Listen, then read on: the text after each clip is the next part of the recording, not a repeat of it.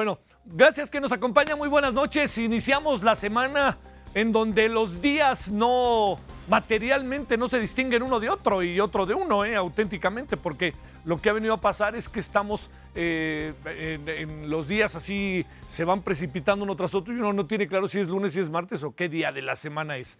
Bueno, oiga, pues aquí estamos, gracias en nombre de todas y todos los que hacen posible la emisión. Estamos aquí en Heraldo Televisión y estamos a las 21 horas con 1 minuto en la hora del centro. Bueno, nos llenamos en la tarde de muchos rumores que por fortuna no trascendieron demasiado, ¿no? Así de adelantos de lo que podía pasar.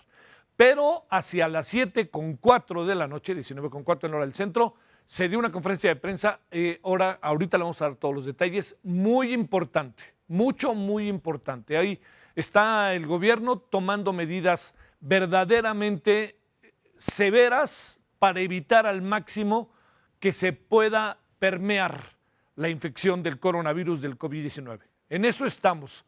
Y en eso estamos todos, ¿eh? No está el gobierno solamente, el gobierno está quien dirige el tránsito, pero estamos absolutamente todos. El fin de semana ya empezó a bajar la circulación, todavía es alta, sobre todo en la Ciudad de México, pero ya empezó a bajar. Se calcula que hoy se dieron datos de que bajó un 40%, un 50% la circulación. Hay que tomar en cuenta que era fin de semana, que eso es otro factor. Vamos a ver los números de hoy. Hoy las calles, muchas calles de la ciudad se ven vacías. Hablo de la Ciudad de México. Sé que también esto está sucediendo en las grandes urbes como Guadalajara y Monterrey, donde donde ha empezado a permear de manera muy marcada la infección y la proliferación de los enfermos por el COVID-19. Los datos ya son importantes, ya siempre lo han sido, pero hoy van adquiriendo otra dimensión. ¿Por qué? Porque son 28 personas fallecidas y ya están más de 1,094 los casos positivos. Hay además, este es otro dato importante que tenemos que ver qué acaba reaccionando, hay 2,752 personas llamados de esto que se llama sospechosos. ¿Qué quiere decir esto? Que puede que sí, puede que no, pero si están como sospechosos, todos sabemos que es por algo. Hoy se confirmó que nos mantenemos en la fase 2. Sin embargo, la noche de hoy ya se declaró formalmente la emergencia sanitaria por el coronavirus. Fue una conferencia de prensa un poquito trompicada porque no funcionaba el PowerPoint y porque yo sigo diciendo hay que separar a los periodistas unos de otros. Y hay que ver qué hacemos con el micrófono, quién lo da, porque es un pasadero ahí de todo lo habido y por haber. Y pues bueno, también los periodistas, ellas y ellos, están en la voluntad de preguntar y de estar ahí y de cumplir su trabajo. Bueno, veamos qué fue lo que pasó a lo largo de esta nochecita. Este Consejo de Salubridad General, en uso de sus facultades y funciones previstas en el artículo 9, fracción 17ª de su reglamento interior, ha determinado la pertinencia de declarar como emergencia sanitaria por causa de fuerza mayor a la epidemia de enfermedad generada por el virus COVID-19. Bueno, para tener más información de las implicaciones, ¿qué es lo que sigue? Esto es muy importante y yo le pediría que sé que a lo largo de la tarde-noche se ha puesto particular énfasis en las medidas y en repetirlas. Hay que repetirlas todas las veces que sean necesarias. Y estamos con Edgar Ledesma. Edgar se encuentra vía telefónica por allá. Edgar, cuéntanos qué sería lo que por ningún motivo los ciudadanos debemos pasar por alto de lo que se decidió esta noche vía el Consejo de Salubridad General. ¿Cómo estás, Edgar? Buenas noches. ¿Qué tal? Muy buenas noches. Pues estas 7 medidas de reforzamiento de la jornada de sana instancia que implican esta emergencia sanitaria que se declaró hoy, que el principal punto es que se alarga esta jornada de sana instancia hasta el 30 de abril para actividades no esenciales. Es decir, que se continúa con la suspensión de clases y trabajadores que no realicen actividades esenciales tienen que resguardo voluntario en casa. También el segundo punto, que los sectores esenciales que sigan laborando no pueden realizar reuniones de más de 50 personas, además de que se les exhorta a seguir con el lavado de manos y medidas sanitarias a toda la población en general. El tercer punto, que se exhorta a toda la población a cumplir con el resguardo correspondiente y la limitación voluntaria de movilidad, es decir, que la gente se quede en su casa, este mensaje que ha repetido el subsecretario Hugo Gatell. Además, el cuarto punto, resguardo estricto a personas mayores de 60 años. El resguardo antes era para personas mayores de 65, se reduce a personas mayores de 60 años y que tengan alguna enfermedad crónica, que estén embarazados o que tengan alguna situación de vulnerabilidad ante el coronavirus. Estricto resguardo a estas personas de mantenerse en sus casas. Además, después del 30 de abril se emitirán lineamientos para el regreso escalonado a las diferentes actividades. Esto será por parte de la Secretaría de Salud y Economía, quienes estarán emitiendo los lineamientos para ir regresando poco a poco a las labores cotidianas. Además, en el sexto punto, se deberá postergar todos los censos y encuestas, todas las actividades que involucren interacción física de este tipo. Y por último, todas las medidas deberán apegarse al debido respeto a los derechos. Y un punto importante que comentar que implica esta emergencia sanitaria, que es una vez declarada esta emergencia, las medidas se le ordena a la Secretaría de Hacienda, Economía y Trabajo, así como al IMSS, ISSSTE e Infonavit, a operar las medidas necesarias a fin de proteger a las empresas y a los trabajadores. Y es que en la conferencia de prensa, el secretario de Relaciones Exteriores, Marcelo Ebrard, detallaba que las empresas, que ellos creen que las empresas privadas van a seguir colaborando con estas medidas para evitar los contagios. Sin embargo, una vez declarada esta emergencia sanitaria, las empresas que decidan no colaborar, que corran a un empleado o quieran imponer algún tipo de sanción, de no goce de sueldo a las personas, ya se les podrá meter alguna sanción, ya sea económica o en un caso extremo, incluso señalaba el secretario de Relaciones Exteriores, Marcelo Ebrard, una sanción penal a estas empresas. Pues estos serán los principales puntos que cambian en esta nueva fase que nos encontramos aquí en la contra de la contingencia, la pandemia por el coronavirus en México. Edgar, a ver, déjame plantearte dos asuntos. Ahí se oyó un no, cuando le preguntaron sobre el tema del toque de queda o algo parecido. Quiere decir que eso no está en la mesa, a pesar de lo que hayan hecho gobiernos, como en el caso del gobierno de Yucatán, en el cual una persona que tuviera eventualmente COVID-19, que tuviera el virus y estuviera en la calle, sería detenida. En esto quedó clarísimo que no, y respeto a los derechos humanos. Así es, justamente Hugo López Gatell señalaba que la declaratoria de emergencia sanitaria nacional por la pandemia del coronavirus COVID-19 no representa un estado de excepción, ni mucho menos que se vaya a declarar un toque de queda. Y en este punto, Marcelo Ebrard señaló que el gobierno federal no cree en el toque de queda y apela a la conciencia social de los mexicanos y del pueblo mexicano a mantenerse en sus casas. Dale, Edgar. ¿Algo más ahí que se te haya quedado en el tintero que recuerdes? Básicamente es eso, ¿no?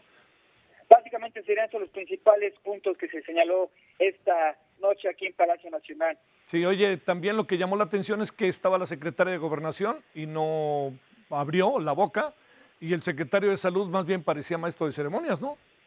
Así es, comentarte que incluso el secretario de Salud normalmente no asiste a estas conferencias, siempre lo hace el vocero Hugo López Gatell, le llama vocero porque es el encargado oficial para hablar del tema del coronavirus, y sí, se le veía incluso hasta un poco nervioso al secretario de Salud, Sí. Jorge Alcocer. Sí, y Marcelo Ebrard hablando de decisiones internas más que de política exterior, pero bueno, mientras resolvamos el asunto, que le hagan como quieran, pero sí llamó la atención. Gracias, Edgar. Gracias a ti, muy buenas noches. Buenas noches. Fíjese que también le quiero informar de lo siguiente, también se dijo que se iba a cortar o algo parecido el proceso educativo respecto a lo que se adelantaron de las vacaciones y la suspensión de labores. Que quede clarísimo, la Secretaría de Educación Pública hoy informó a través de un tuit del secretario y más adelante de la propia Dirección de Comunicación de la Dependencia que se alarga el periodo de suspensión de labores hasta el 30 de abril. Ese día o antes se decidirá cuál es el proceso que sigue, si es escalonado o si se sigue en un proceso de suspensión con todas las medidas que se han tomado de educación a distancia, etcétera. Entonces, ojo con eso para que no se vaya con la finta, padres de familia, maestros que eventualmente no estén en contacto con sus escuelas estos días, porque además ya vendría el periodo vacacional de Semana Santa, que quede clarísimo, hasta el 30 de abril se volverá a decidir cuál es el proceso que se sigue para ver si se regresa a clase o no. Bueno, vamos a revisar el avance de los estados, cómo va cada estado respecto al COVID-19. Tenemos dos mapas, el primero tiene la cifra de los estados con más casos confirmados, ahí le va a aparecer, son Ciudad de México, que tiene 205 casos confirmados, el Estado de México 136 casos confirmados. Recuerden que aquí traemos esta zona conurbada que hace que las cosas tengan diferentes maneras. Y está Jalisco con 90 casos confirmados. Estos son los casos, son los estados del país con el mayor número de casos. El segundo mapa, bueno, ahí viene Jalisco, Puebla y Nuevo León también, más atrasito, ¿no? Ahí los tiene usted, Puebla 76 casos y Nuevo León 75, en Puebla en donde dice el gobernador que es una enfermedad de fifís, pero bueno, vámonos. El segundo mapa, que es decesos confirmados, ahí también lo podemos ver, que ha crecido en lo que corresponde a 8 o 10 del día de ayer al día de hoy, que eso es muy importante verlo, ya tenemos 28 en este momento. Bueno, hay también más noticias respecto al tema de quienes han sido infectados por el coronavirus. Ya son 3 los gobernadores que dieron positivo al COVID-19. Son Omar Fayad de Hidalgo, él fue el primero, inmediatamente después el de Tabasco, Adán Augusto López, gobernador de Tabasco, y hace ratito lo informó el gobernador de Querétaro, Francisco Domínguez, que también que ya está en la cuarentena. Los 3 están en la cuarentena. Bueno, el presidente López Obrador ha reiterado que no va a parar sus giras en los estados. Yo no sé, después del anuncio de este día, en verdad, qué sentido tiene que el presidente diga lo que dice, pero bueno. Y el próximo miércoles va a ir a Oaxaca, pero bueno, ahí sí, eso es lo que, fíjese, se convierte en algo muy, muy complejo, ¿no? Porque yo no dudo de lo genuino que es que el presidente vaya a los estados y no deje de estar. Pero por otra parte su equipo dice exactamente lo contrario. Y entonces aquí quien queda desacreditado pues es el equipo, porque al fin y al cabo el presidente, nosotros todos hacemos caso menos el presidente. Entonces yo creo que el presidente ahí tendría que replantearse el asunto, ¿no? Es un poco como lo que pasó el fin de semana con la mamá del Chapo Guzmán. Yo no soy de los que critica tanto, perdón que lo diga en primera persona, el que le haya saludado. Quizás sí critique que le dé la mano, ¿no? Después de cómo están las cosas. Pero también quizás lo que tendríamos que pensar es todas las mamás de este país que están buscando a sus hijos y no los encuentran y que pudieran bien tener las diferencias que se está teniendo con la señora Guzmán. Dicho esto con respeto, o sea, hablo del país. No hablo de un caso en particular. La Organización Mundial de la Salud afirmó que el coronavirus no se transmite libremente por el aire, sino a través de gotas que son expulsadas por las personas, pero que son demasiado pesadas para quedar suspendidas en el aire. Hoy ya son 800,000 casos confirmados en el mundo y más de 37,000 fallecimientos. Estados Unidos ya se ha colocado a la cabeza de los contagios. ¿Sabe cuántos tiene Estados Unidos en este momento, para que usted se dé una idea? 163,000 casos, mientras que Italia tiene el mayor número de fallecimientos, ya está arriba de los 11,600. Y ahí España está también en la misma línea, lamentablemente. Bueno, particularmente en Italia han pasado muchas cosas que han sido al mismo tiempo que dramáticas, brutales, terribles, conmovedoras y que hablan mucho de la solidaridad. Los testimonios piden a los ciudadanos de todo el mundo, fíjese, ellos están pensando en cómo resolver su problema, pero si algo han hecho es auténticamente propagar por donde se puede que hay que contener a como dé lugar la propagación del COVID-19 y que hay que hacer lo que dicen las autoridades. Este es uno de los testimonios que hoy pudimos recoger. No crean, por favor, en los videos que dicen que esto es mentira, que es cosa de los gobiernos. No es cierto. Esa gente tendría que estar aquí para ver con los propios ojos lo que está sucediendo. Ella es María del Carmen, una religiosa mexicana que al momento de la pandemia por el coronavirus se encontraba en Nápoles, Italia, y ante la gravedad de la crisis de contagios no le fue posible regresar a nuestro país. Carmen asegura que el coronavirus no es una broma como muchos lo aseguran. Italia ha sido uno de los países más afectados por la pandemia en el mundo. Hasta el último reporte se registran más de 92,000 casos confirmados por el COVID-19 y más de 10,000 muertes, a tal punto que los médicos tienen que elegir entre quién vive y quién muere. Por ello, Carmen hace un llamado a los mexicanos para que acaten las recomendaciones de las autoridades. Hoy Nápoles es un pueblo fantasma. Sin embargo, decenas de mexicanos varados en otros países aseguran que es mucho mejor no ver a sus familiares y amigos por 40 días que no volverlos a ver nunca más. Por eso nos hacen un llamado. Por favor, quédate en casa. Aurora Castillejos, Heraldo Media Group. Bueno, como le decía, otra de las polémicas es esta de ayer, que el presidente estrechó la mano de la madre de Joaquín El Chapo Guzmán, quien le hizo una petición. Esto ocurrió durante la visita que hizo el mandatario, este es el momento en que hizo el mandatario para supervisar obras en la comunidad de La Tuna, municipio de Badiraguato, en Sinaloa. Es la segunda visita a esta región en la que muchas familias se sostienen del cultivo y trasiego de drogas. Las cosas se dieron así y han generado una enorme controversia en muchos sentidos, desde el por qué dar la mano.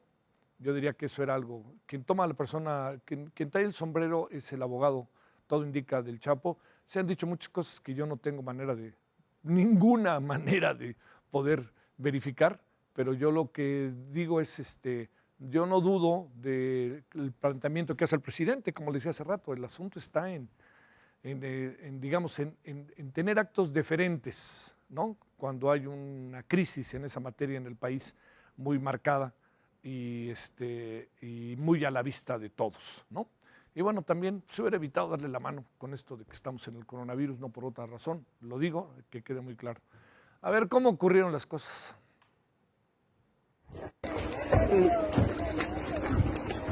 Nada más. Te saludo, no te vayas. Ya recibí tu carta. Sí, ya recibí tu carta. Ahí vive la señora y ella fue a donde se hizo la explicación sobre el camino y me dijeron que estaba ahí y que quería saludarme y me bajé de la camioneta y la saludé. Es una señora de 92 años. Así el presidente Andrés Manuel López Obrador explicó su encuentro con María Consuelo Loera Pérez, madre de Joaquín El Chapo Guzmán. Me entregó una carta porque, les decía, tiene 92 años, es una mujer grande, una señora, que no lo ha visto en 5 años y que no se quiere morir sin verlo. Más tarde, el gobierno federal dio a conocer la misiva, la cual está fechada el 20 de marzo pasado, en la que se dirige al presidente de México como estimado hermano de Cristo. Y en ella se destaca su petición para que el presidente haga las gestiones necesarias para que pueda visitar a su hijo preso en Estados Unidos. En la carta, Consuelo Loera le agradece su intervención sobre la misiva que le entregaron en su primera visita a Badiraguato y le explica que conforme le solicitó a sus abogados ya entregaron la documentación a las dependencias correspondientes para probar que su hijo Guzmán Loera fue entregado ilegalmente al gobierno de Estados Unidos. La mujer señala que nada haría más feliz a ella y a su familia que poder visitar a su hijo en una cárcel de México. También reiteró la petición para obtener una visa humanitaria para viajar a Estados Unidos y encontrarse con el Chapo, algo que hasta el momento le ha sido negado. Hay que decir que no es la primera vez que la madre de Guzmán Loera pide la intervención del gobierno federal. En febrero de 2019, habría hecho llegar al presidente otra misiva en la que pedía su intervención. Con información de Edgar Ledesma, Heraldo Media Group. Bueno, queda más que claro que es un asunto profundamente controvertido por muchos motivos, por quién es la señora, por quién es el hijo, porque el presidente la saludó, pero yo diría, veamos el asunto también un poco en perspectiva. Me parece que cuando el presidente dice, le doy la mano a muchos delincuentes de cuello blanco, y bien que les doy la mano, ¿por qué no se lo voy a dar a la señora? Algo tiene de razón, pero el problema está en que él está lidiando con todos, ¿no? Así tal cual. Y también le toca pensar, como yo le decía, en personajes como la señora, pero que quede claro, lo que se pide no es que no la salude o que sí la salude, sino que se piense en todas las mamás que tienen años buscando a sus hijos y para las cuales difícilmente hay una diferencia. Bueno, La violencia en el país, dígase lo que se diga, que es uno de los temas, es el tema que tenemos esta noche en medio del coronavirus, no para. La tarde de hoy, la periodista María Elena Ferral fue víctima de un atentado en Papantla, Veracruz. Los médicos estaban luchando por salvar su vida y me están diciendo ahorita, en este momento, que se confirma ha fallecido la periodista. Al parecer se dirigía hacia su carro cuando fue interceptada. El gobierno estatal calificó como gravísimo el hecho y la Fiscalía de Veracruz ya inició una investigación y el gobernador mandó varios tweets al respecto diciendo que no había muerto, pero pues lamentablemente ahora ya se está confirmando hace unos minutos que efectivamente murió. Ella venía saliendo y también hay algo que es muy importante, había amenazas en su contra que ella había denunciado, que quede claro. Así que, bueno, una víctima, lamentablemente una víctima más.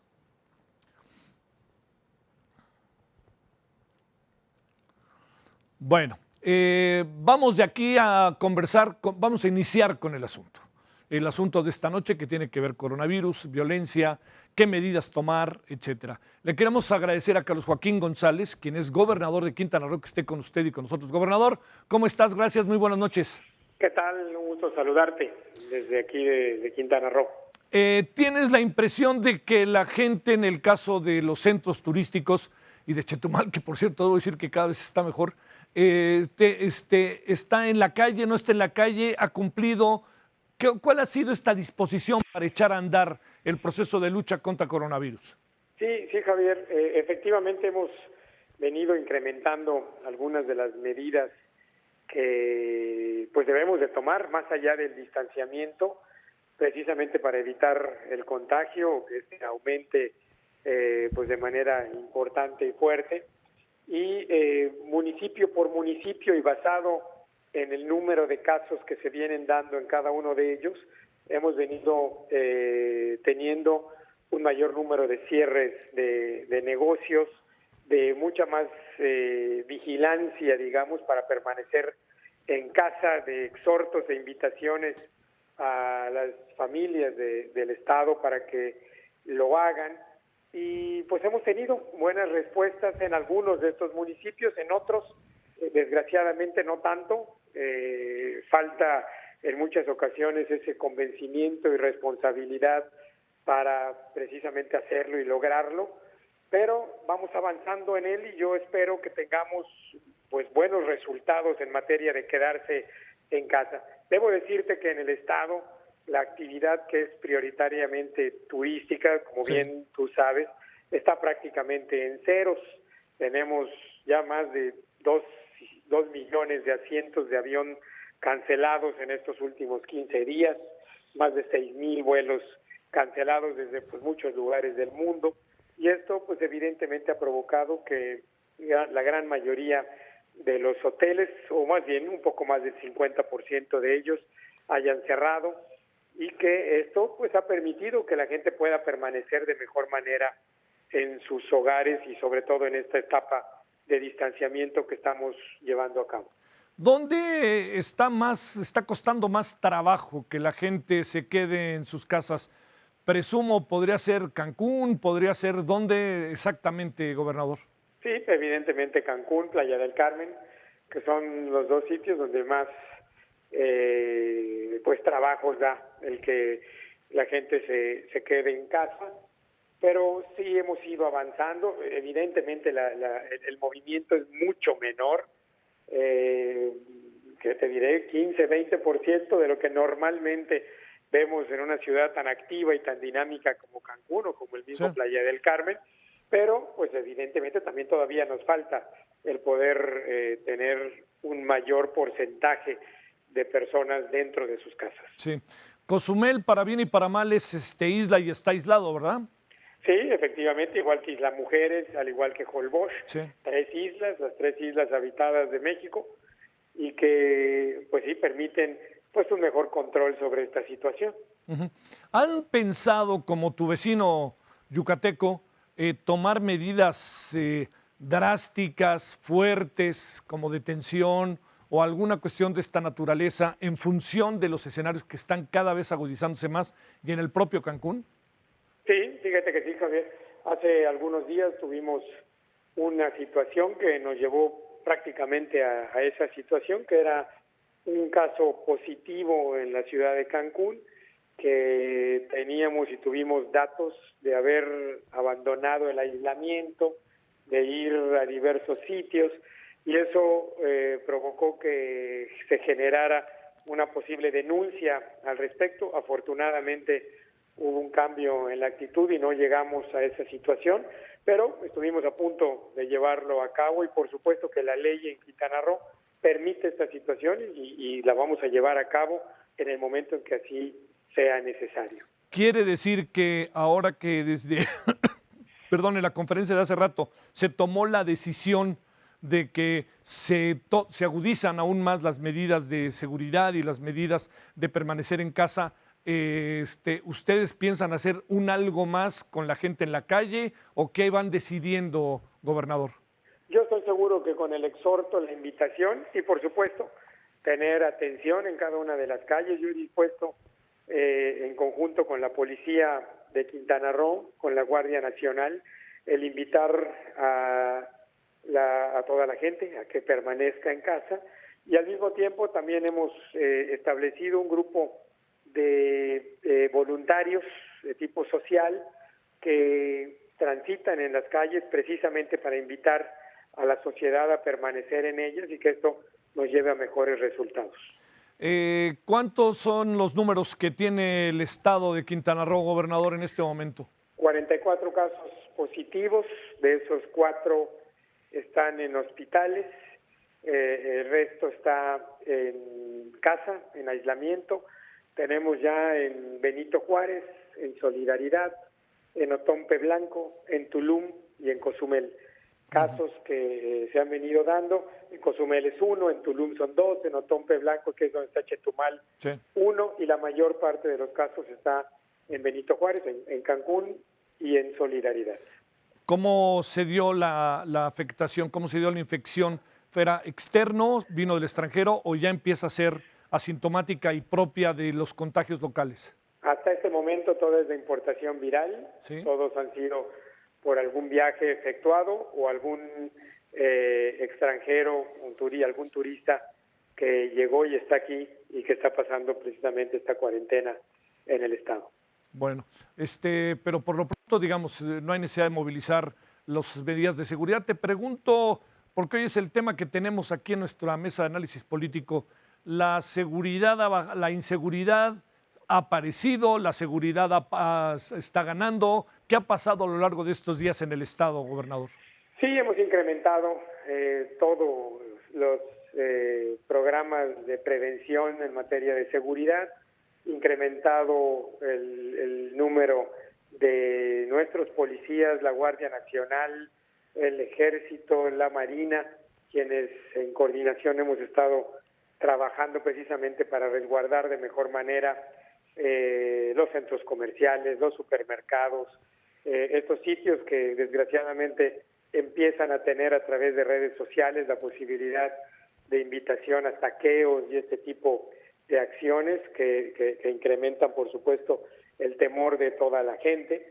Y esto pues ha dado buenos resultados a través de la policía cibernética. Hemos identificado una cantidad muy importante de perfiles que invitan a esta situación.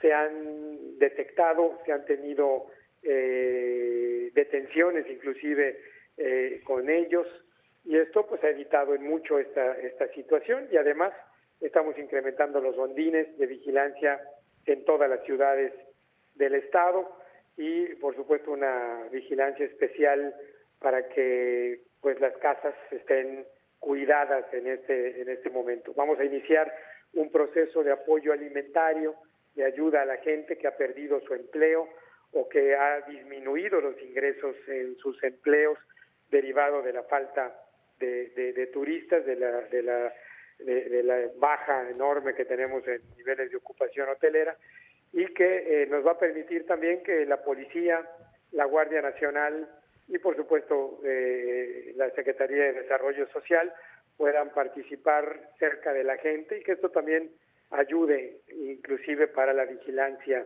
en todas las colonias y regiones de Cancún, de Playa del Carmen, de Cozumel, de Chetumal, de Tulum, de Isla Mujeres, y que entonces ayude precisamente a esto. ¿No ha habido saqueos? No, afortunadamente no. Bueno, pues gobernador, gracias. Sabemos la relevancia que tiene para Quintana Roo, pero para el país, esto que es Cancún, las islas y Playa del Carmen, pues bueno, nos quedan 30 días más a ver cómo le hacen, y sobre todo porque hay mucho comercio informal, ¿no? Sobre todo en Cancún, que va a sufrirle. Sí, no, la depresión económica aquí es muy fuerte, Javier, es muy importante. Hay que hacer mucho trabajo cercano a las familias. Afortunadamente hemos tenido la solidaridad de los empresarios de mantener a su planta laboral. Más de 1,000 empresas se han sumado a un pacto que hemos hecho por Quintana Roo que permite mantener ese empleo, buscando fórmulas que en muchas ocasiones es la de disminución de ingresos para los trabajadores, sí, pero el de permanecer en el empleo y tener algo de estos ingresos siempre será muy importante para poder mantener también paz y tranquilidad, que es fundamental para salir adelante. Gracias, gobernador. Muy buenas noches. Al contrario. Hasta luego.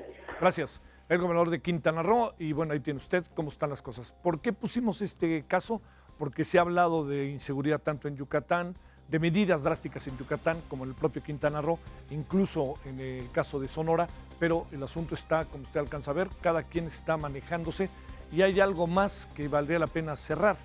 Quizás el conteo valdrá la pena a partir de ahora ya no solamente hacerlo por ciudades, sino por municipios, ¿no? O alcaldías, que ahí vamos a tener más claramente el nivel de concentración, porque por ejemplo en Tlalpan el nivel, en el caso de la Ciudad de México es muy amplio, pero en Tlalpan están los hospitales, que esa es una variable que coloca Tlalpan, pero hay otros municipios u otras alcaldías que tienen otras características. Bueno, vámonos a la pausa y está Marilena Morera y Ernesto López Portillo con nosotros. Hablaremos de esto, del coronavirus, seguridad, toque de queda, qué hay que hacer en todo esto. Bueno, vamos y regresamos con ellos.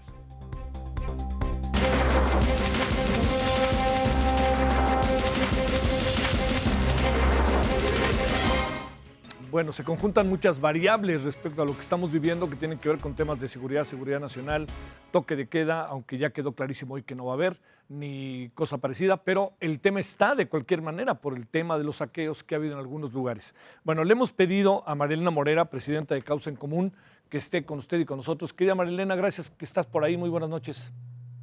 Javier, muchas gracias por la invitación. Es un gusto estar con ustedes esta noche. Gracias, Marilena. Y también Ernesto López Portillo, coordinador del programa de seguridad ciudadana de la Universidad Iberoamericana. Ernesto, gracias. Muy buenas noches. Hola, Javier. Buenas noches. ¿Qué tal? Gracias. A ver, yo les diría, si lanzamos primero, ahora sí que la primera ronda, ¿cómo ven las cosas en lo general para meternos ya en el ámbito que tiene que ver con la seguridad? Así de bote pronto, Marilena, ¿cómo has estado viendo las cosas? He leído lo que has escrito, al igual que lo de Ernesto, pero sería como bueno, ¿no?, que tú nos cuentes qué es lo que alcanzas a apreciar del manejo de la crisis, de todo lo que ha venido pasando. Sí, mira, yo creo que como para empezar la plática, yo diría que hay muchas cosas que todavía no tenemos claro. Lo que sí tenemos claro es que nada va a ser igual después de esta pandemia, ¿no? Sí tenemos claro que las consecuencias económicas, sociales para México van a ser enormes después de la amenaza que teníamos y que hoy ya es una realidad de un virus que pues no tiene cara, no tiene nacionalidad, no tiene signo político, no tiene religión, pero lo que sí tiene es una gravedad enorme para la sociedad mexicana, donde vemos que pues nuestras instituciones desde luego no están preparadas para esto y donde nos damos cuenta para empezar que pues la seguridad no solamente depende de policías ni de soldados, sino que son las estructuras sociales, las estructuras económicas y que hoy pues están en juego y ojalá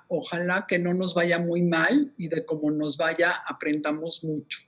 Porque pareciera, por lo que hemos estado viendo en estos días, bueno, pues que nuestras autoridades nos están quedando mucho a deber. ¿Cómo ves las cosas, Ernesto, así en el bote pronto? Bueno, yo creo que la crisis de salud pone a prueba todo, Javier. Sí. Pone a prueba todo, no solamente en términos de gobiernos, sino también a la sociedad. Es una crisis que llega a sumarse a muchas otras crisis. Ya sabe el público que tenemos una crisis profunda de violencias. Hoy mismo en alguna de las columnas se informaba que ni un solo mes de la actual administración federal ha registrado un total mensual inferior en homicidios comparado con el último mes del sexenio federal anterior. Eso quiere decir que no hemos logrado contener una crisis de violencias que empezó hace ya muchos años. No tenemos las estructuras del Estado para resolver los conflictos que tienen mucho tiempo, derivados de profundas contradicciones estructurales que están por todos lados. Y encima llega una pandemia que ha rebasado las capacidades de muchos países, incluso llamados de primer mundo, y que apunta a rebasar las capacidades instaladas de nuestro país, en cuyo caso, Javier, la crisis de salud se convierte probablemente, desafortunadamente, en un acelerador de otras crisis, incluyendo la violencia misma, Javier. Sí. María Elena, el tema de seguridad, el tema de saqueos, el tema que puede provocar en un país como el nuestro la crisis por el COVID-19. A ver, ¿qué piensas de lo que ha pasado hasta ahora? Porque ahorita hablábamos con el gobernador de Quintana Roo, que dice que no ha tenido casos y que pudieron rápidamente acabar con los pocos movimientos que se habían dicho a través de la policía cibernética. Pero en esta parte de lo que hemos visto y que ha sido motivo de comentarios, ¿qué piensas, María Elena?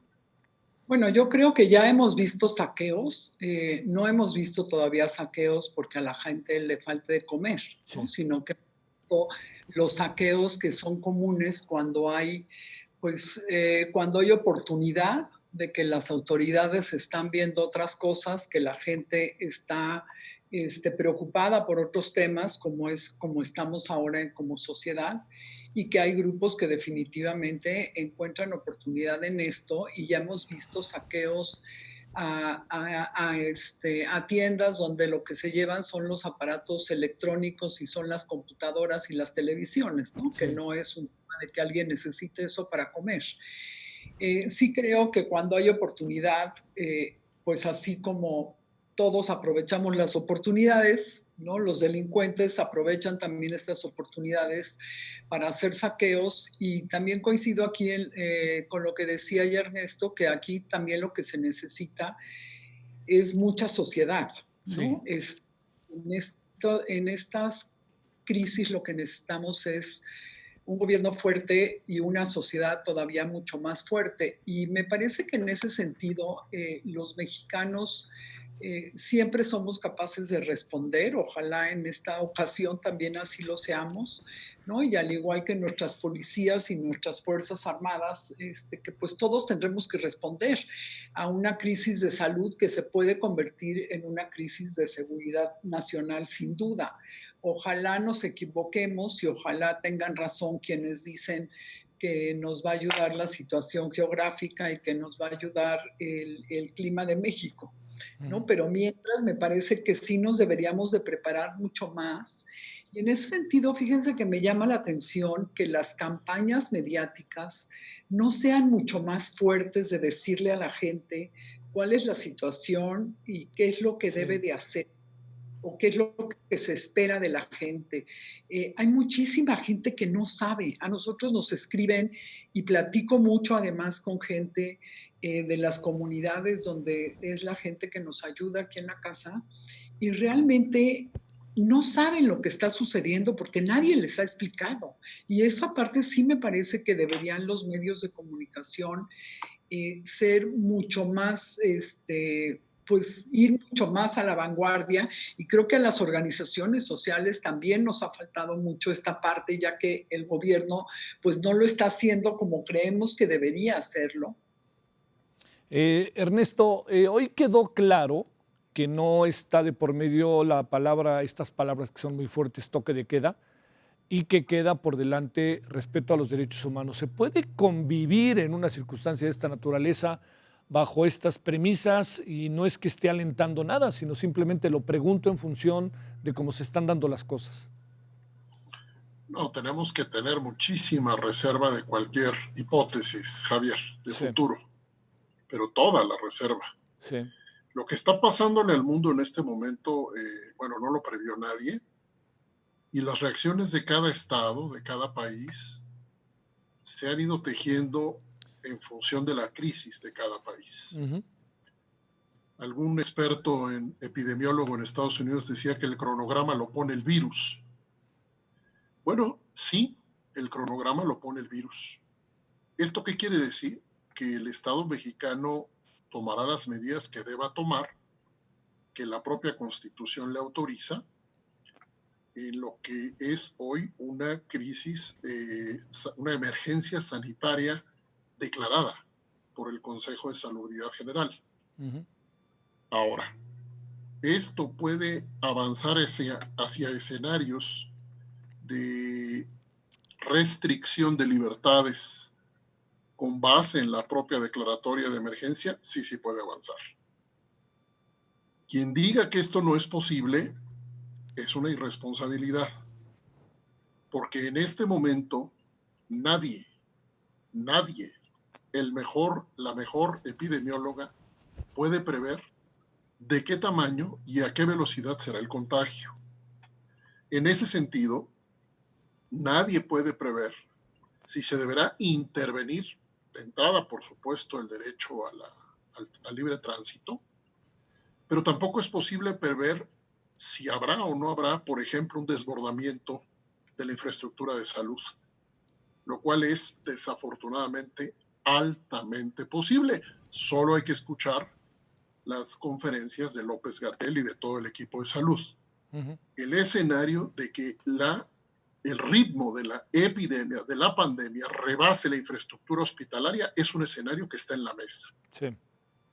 En el análisis de los problemas de seguridad que pueden verse asociados a esta crisis de salud, está precisamente la posibilidad de una reacción social incontrolable en lugares específicos, precisamente a partir de la imposible atención a todos aquellos y aquellas que la necesiten porque están en condiciones de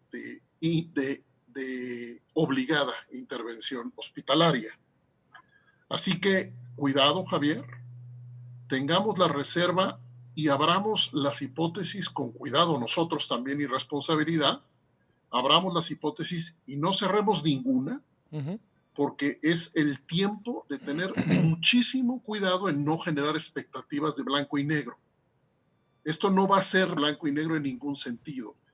El desarrollo será diferenciado en el país. Ahora hablaba yo con alguien que ha estudiado estos temas, hace apenas una hora me decía que es muy probable, Javier, que haya un desarrollo muy diferenciado entre zonas urbanas y zonas no urbanas.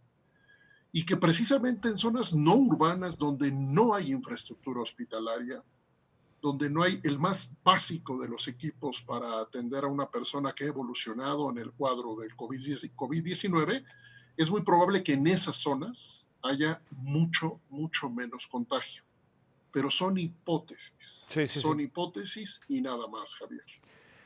María Elena, entiendo que andamos monotemáticos con coronavirus por obvias razones, pero también colocamos al presidente sistemáticamente en el centro, ¿no? El presidente está anunciando que el miércoles va a ir a Oaxaca, hasta donde pude entender, y hoy se toman ciertas medidas. ¿Esto qué tanto presumes puede permear entre la opinión pública, entre la gente, viendo a su presidente movido mientras se toman otras medidas? ¿Qué podría estar pasando también como un asunto que tiene que ver con cómo cada ciudadano asume su relación con el coronavirus? Mira, yo creo que es muy importante tu pregunta porque la manera como asumes tu relación con un problema es qué tanto una sociedad tiene confianza en sus autoridades y qué tanto hay un gran liderazgo. ¿no? En este caso hay un gran liderazgo todavía del presidente, a pesar de las bajas que ha tenido en las últimas semanas. El liderazgo del presidente es enorme. Y el mandar una señal de que no importa, ¿no? Que no importa cumplir con las reglas, porque te puedes saltar las reglas a la hora de subirte al avión, te puedes saltar las reglas de distancia social, te puedes saltar muchas reglas. Entonces también mucha gente dice, bueno, si el presidente se las está saltando es porque seguramente no es tan importante, ¿no? O porque seguramente no es tan grave la pandemia. Entonces, sí creo que tendríamos que tener como mucho cuidado en lo que el presidente hace y dice, o más bien él tiene que tener mucho cuidado en lo que hace y dice, porque él es un ejemplo al que millones de ciudadanos están siguiendo, y eso nos puede llevar a una crisis de salud, porque efectivamente pues es factible que no tengamos las camas suficientes, que no tengamos tampoco los respiradores suficientes, y que además aquí en una crisis de salud también influye una crisis de miedo. Sí. Y quizás esta es mucho más grave que la de salud, y después, pues ya otro día hablaremos de la crisis económica. Pero una crisis no por el contagio, sino por el miedo, también nos puede llevar a que la gente reaccione de manera, si quieres, involuntaria, pero de manera muy grave. Entonces yo creo que lo que necesitaríamos es poner todos los escenarios en la mesa y exigir que tanto gobierno como sociedad podamos sentarnos y alinear cuáles serían las respuestas para cada uno de estos escenarios, pero vistas de maneras muy claras. A mí lo que me llama la atención es que, por ejemplo, no nos digan exactamente el número de respiradores que ya tienen y que ya están previendo para cada uno de los lugares, y el número de camas que ya tienen y cuáles son las que están previendo, de manera clara, para que la gente se sienta con mucho más confianza. Creo que hace falta darle más confianza a la gente y que el presidente se lo tome con mucho mayor responsabilidad. Ernesto, ¿cómo ves las medidas que se tomaron esta noche? ¿A qué te provocan? ¿Qué te hacen ver de lo que viene en la crisis? Yo creo que hay por un lado hay una adecuada y consistente línea de alerta, sí, que hoy llega a su punto máximo hasta este momento. En ese sentido, el Estado mexicano ha logrado representar, repito, hasta cierto punto, ha logrado representar una idea integrada de distintos recursos que se deben alinear para atender la crisis. Sin embargo, el problema sí está en lo que María Elena acertadamente explicaba, Javier, porque nuestro jefe de Estado ha incurrido en abiertas contradicciones frente a la política de salud en medio de una crisis. No es explicable. No, mis herramientas analíticas no me alcanzan, Javier, para entender por qué el presidente ha actuado como ha actuado los últimos días. Pero invito a tu auditorio, Javier, a que revise el momento en el que López-Gatell y el presidente de la República estuvieron juntos, y el presidente no tenía claro qué pasaba después del 19 de abril. Y tuvo que aclarar el subsecretario qué era lo que iba a pasar, cuáles eran los escenarios de la ruta del gabinete especializado de salud.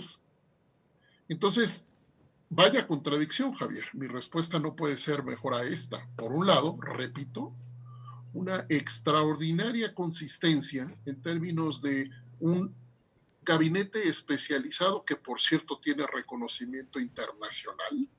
La epidemiología mexicana tiene reconocimiento internacional, y lo tiene más desde el manejo de la epidemia de influenza de 2009. Y por otro lado, un presidente que no se alinea a al saber científico y especializado, que está tratando de darnos orientaciones que no son propias de un color político, como decía María Elena, son propias de un fenómeno que ataca todo a su paso, tiene que ser entonces atendido de manera integral y especializada. Me preocupa, por eso, Javier, María Elena, me preocupa el escenario inmediato, principalmente en términos de qué hará el presidente de la República. Sí. Queremos a un presidente que capitalice su autoridad, que capitalice su enorme credibilidad con la que llegó a la presidencia de la República para poner los límites claros, para hablarle a la gente como se le habla a un pueblo, a una sociedad madura que es capaz de entender el tamaño de la crisis que está enfrentando. Eso es lo que yo esperaría, eso es lo que yo exijo como mexicano, a un presidente que asume el liderazgo ante una crisis que si no es coherentemente atendida por todas y todos, no será superada adecuadamente. Sí. O cuando menos con una reducción de los costos, Javier. María Elena, a ver, sé que estuviste movida en la tarde viendo también lo que pasó a las 7 de la noche. Una opinión sobre las nuevas medidas que se están tomando e incluso me atrevería a decir en términos de prospectiva. Mira, yo diría que las medidas se iban a tener que tomar, ¿no? Tarde o temprano, y qué bueno que ya de una vez estemos tomando más medidas en lugar de seguirnos rezagando. Yo sí creo que independientemente de las medidas que se estén tomando, sí necesitamos un cambio en el liderazgo del presidente. Sí creo que lo que necesitamos es que se construyan, pues se impulsen los programas emergentes que van a ser muy importantes, que el presidente mande un mensaje que está unificando al país, que todos tenemos que ir en el mismo rumbo, porque al final del día no vamos a poder salir de esto cada quien por su lado. Entonces yo sí creo que el presidente necesita dar un liderazgo más fuerte. Definitivamente coincido, creo que López-Gatell pues ha sido espléndido en la medida de sus posibilidades, ¿no? Porque recordemos que a López-Gatell le ha tocado pues ser el técnico, pero también ser el vocero y también ponerse de tapete cuando el presidente tiene ganas de decir o hacer otra cosa. Entonces me parece que él tiene una posición sumamente difícil. Ya veremos, ¿no? Hoy ya veíamos a otros actores ya ahí sentados y presentes y dando las medidas, que me parece que no hay que dejarlas de repetir, ¿no? Que sí. La gente se tiene que quedar en su casa todo el que pueda, y cuando uno sale no solamente es sana distancia, uno tiene que traer cubrebocas cuando está cerca de otras personas, ¿no? Y yo diría algo que parece súper tonto, pero me parece importantísimo. ¿Dónde es donde más creo que se esté contagiando la gente? Por ejemplo, aquí en la Ciudad de México. Desde luego en los supermercados, en las tiendas de conveniencia, ¿no? ¿Por qué no se exige que nadie pudiera entrar a los supermercados si no trae cubrebocas y no trae guantes o bolsas en las manos?